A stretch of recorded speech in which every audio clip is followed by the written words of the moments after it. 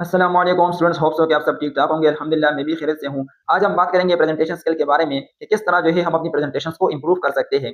Basically matric या college level पर जो है ज़्यादातर इसका पूछा नहीं जाता, लेकिन यूनिवर्सिटी में जो है इसका पूछा जाता है। स्पेशली जो बीएस के कोर्सेज है उसमें जो है प्रेजेंटेशन को मस्ट करार दिया गया है और उसके आई थिंक 2.5 या 5 मार्क्स जो है वो होते हैं। सो आपने जो है अपनी प्रेजेंटेशन स्किल्स को किस तरह इंप्रूव करना है, आई सीखते हैं, एक एक पॉइंट को जो है डिस्कस करते हैं एंड इट्स रियली इंटरेस्टिंग। ठीक है, सो फर्स्ट ऑफ ऑल आपका जो पॉइंट है वो है कॉन्फिडेंस। ठीक है, कॉन्फिडेंस जो है एक फाउंडेशन है, यानी बुनियाद है प्रेजेंटेशन स्किल की। अगर आप में जो है कॉन्फिडेंस नहीं है तो मतलब जो व्यूअर्स है, जो ऑडियंस है, वो आपके साथ कभी भी अट्रैक्ट नहीं होंगे, कभी भी जो है वो आपके बात को नहीं सुनेंगे। ठीक है, सो अगर आप कहें in simple words, simple presentation look powerful when delivered with the confidence. मतलब चाहे आपका प्रेजेंटेशन जितना भी सिंपल टॉपिक हो, लेकिन अगर आपने कॉन्फिडेंटली उसे मतलब लोगों को मतलब लोगों तक डिलीवर किया, तो वो जो है एक प्रोफेशनल जो है दिखाई देता है वो प्रेजेंटेशन, या बहुत ही पावरफुल या मीनिंगफुल जो है वो प्रेजेंटेशन होती है। सो अब जो है कॉन्फिडेंस को किस तरह डेवलप करें, यही तो सवाल है। ठीक है, कॉन्फिडेंस किस तरह डेवलप करें।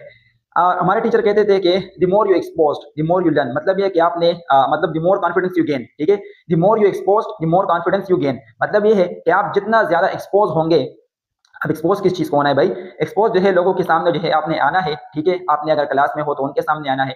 सिमिलरली अगर आप अपने घर में हो तो वहां पर प्रेजेंटेशन करें, अपने माँ बाप के सामने करें, अपने भाई बहन को इकट्ठा करें और उनके सामने जो है अपना जो प्रेजेंटेशन टॉपिक है वो बोले। ठीक है, तो आप जितना ज्यादा एक्सपोज होंगे तो उतना आप ज्यादा मतलब कॉन्फिडेंट बनेंगे। सो फर्स्ट हमारा जो पॉइंट है वो है प्रैक्टिस बिफोर द स्पीकिंग। ये मतलब हाँ, फॉर एग्जाम्पल जो भी टीचर्स है, मतलब अगर टीचर हो तो, या मतलब जो स्टूडेंट प्रेजेंटेशन करते हैं, सो फर्स्ट ऑफ ऑल जो है वो अपने लिए प्रैक्टिस करते हैं। प्रैक्टिस जो है बहुत ही जरूरी है कॉन्फिडेंस के लिए। ठीक है, know your topic deeply. Know your topic deeply का मतलब ये कि फॉर एग्जांपल अगर एक बंदा कॉन्फिडेंट है, सिर्फ कॉन्फिडेंस से भी काम नहीं चलता।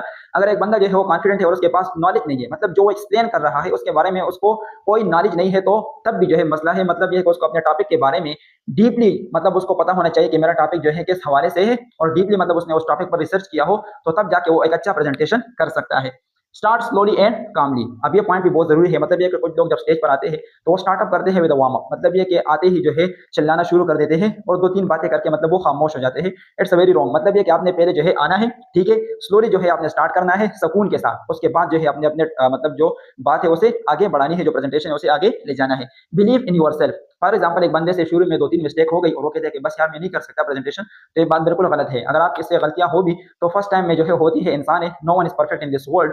ठीक है, तो आपने जो है खुद पर एतमाद रखना है, खुद एतमादी से काम लेके अपने प्रेजेंटेशन को जो है आगे बढ़ाना है कॉन्फिडेंस के साथ। सेकंड पॉइंट हमारे पास है आई कांटेक्ट।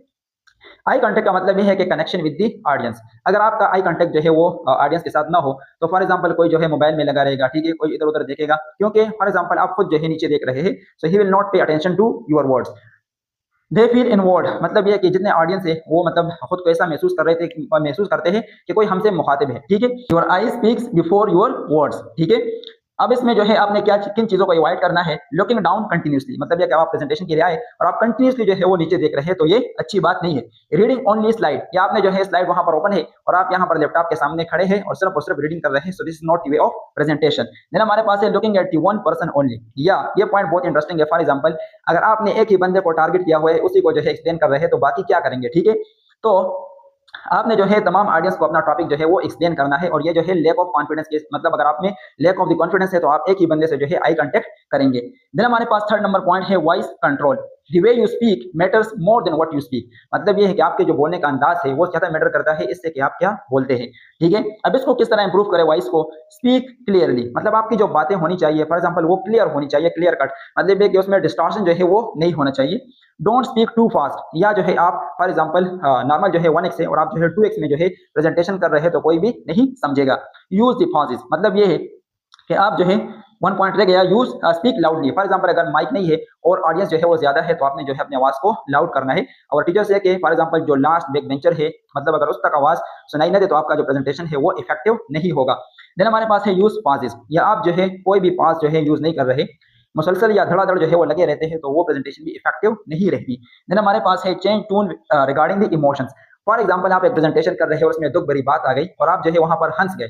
आप वहां पर हंस गए तो ये आपकी मतलब जो टून है वो इमोशंस के साथ नहीं जुड़ रही। ठीक है, तो boring voice create the boring presentation. For example अगर आपकी वॉइस बोरिंग हो, आपकी वॉइस में जो है डिस्टॉर्शंस हो, तो आपकी जो प्रेजेंटेशन है वो लोगों को बोरिंग लगने लगेगी।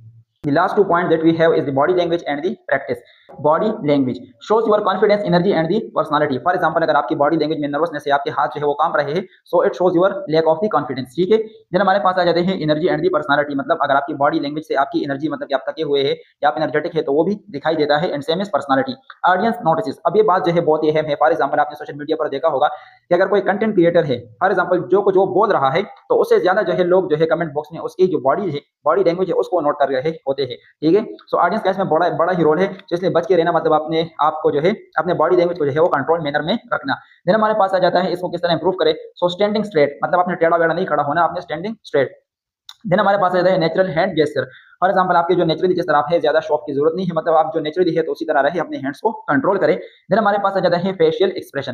फेशियल एक्सप्रेशन में ये है, फॉर एग्जांपल कोई बात जो है वो हंसने वाली हो और आप जो है वो हंसी ना करें, गुस्सा करें, मतलब आपकी जो फेस है गुस्से वाले सराहत दिखाई दे, तो ऑडियंस जो है वो मतलब उनको लगेगा ही नहीं कि ये कोई हंसने वाली बात थी। देन हमारे पास ज्यादा है कंट्रोल मूवमेंट्स। मतलब ये कि मैंने आपको कहा कि डेस्क वेक्स जो है वो नहीं तोड़ना, अपने अपनी मूवमेंट्स को जो है वो कंट्रोल में रखना है। अवॉइड किस चीज को करना है, folding the arms, looking nervousness and like the statue. मतलब ये कि आपने स्टैच्यू की तरह खड़ा नहीं होना, आपने अपने फॉर एग्जांपल बॉडी लैंग्वेज में नर्वसनेस जो है वो नहीं लानी। देन हमारे पास लास्ट पॉइंट है प्रैक्टिस। जितने सारे भी मोटिवेशनल स्पीकर है वो प्रैक्टिस से ही बने हैं, तो किन वे से जो है आप अपने प्रैक्टिस को इंप्रूव कर सकते हैं। फर्स्ट ऑफ ऑल मिरर के सामने खड़े हो जाए, ठीक है, उससे प्रेजेंटेशन करें, उससे मुखातिब हो, अपने आप से मुखातिब हो जाए। देन हमारे पास जो है रिकॉर्ड करें कैमरा पर, ठीक है, उससे भी मतलब आपकी जो प्रैक्टिस है वो ज्यादा होगी। अपनी जो मिस्टेक है उनको जो है इंप्रूव करें, ठीक है, और अपनी जो डिफिकल्ट लाइन्स है उनको रिपीट करें। फॉर एग्जाम्पल जो सिंपल वर्ड्स होते हैं वो तो फ्लुएंटली जो है एक बंदा बोल सकता है, लेकिन जो डिफिकल्ट वर्ड्स है या डिफिकल्ट लाइन्स है वो उसमें अक्सर बंदा जो है वो फंस जाता है, तो इसलिए उनको रिपीट करना जरूरी है। देन इसके बेनिफिट क्या है कि जो कॉन्फिडेंस लेवल है वो हमारे पास बूस्टअप होगा, ठीक है, आपकी जो नर्वसनेस लेवल है वो कम होगी। एंड सबसे इंपॉर्टेंट चीज है वो हमारे पास है फ्लुएंसी। मतलब ये कि आपके जो बोलने का अंदाज है वो फ्लुएंट होगा, आप जो है बातों में अटकेंगे नहीं। It is only with the practice. ठीक है, बहुत सारे जो है और भी पॉइंट्स है, लेकिन मेनली हमने जो है इन 5 पॉइंट्स को जो है वो डिस्कस किया। हाँ, होप सो कि आपने जो है बहुत कुछ सीखा होगा और मजा भी आया होगा। इसी तरह मतलब अपने फ्रेंड्स के साथ, अपने कुलीग्स के साथ इन पॉइंट्स को जो है शेयर करें, जिनको प्रेजेंटेशन स्किल में जो है प्रॉब्लम है। अंटिल देन हमें अपनी दुआ में याद रखें। थैंक यू, अल्लाह हाफिज़।